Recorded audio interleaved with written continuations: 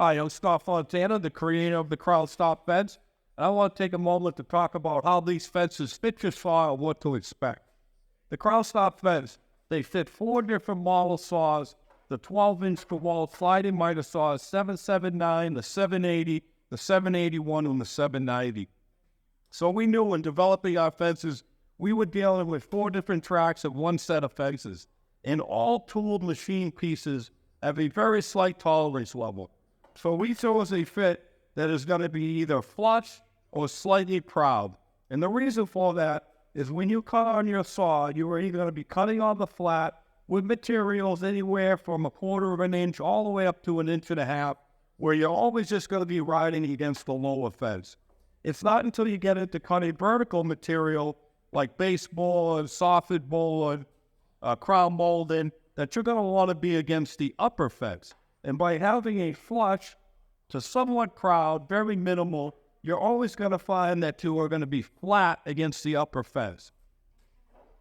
When you get your fences and you install on the track, if you notice that in the front of your track, on the DeWalt track, there's a position here, about 1 inch or so, that when the fences slide in place, that's going to be somewhat of a snug fit. And that's by design because there's only one lock screw in the back. So when it gets to the front, it wants to be somewhat of a snug fit.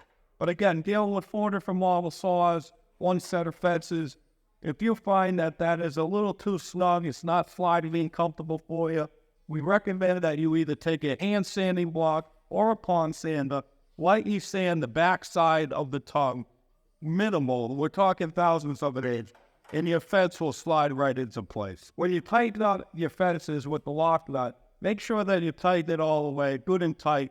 That's what's going to give you a square fit to your base of your saw.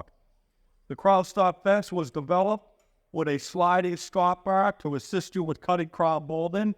We recommend that you lubricate your tracks. It's aluminum on aluminum. A little lubrication will give you a nice slide motion on your slide bar. It stores right in the back. All that being said, I'm sure that you will find that these fences will give you the accuracy and the results that you're looking for. Enjoy the Crown Stop fence.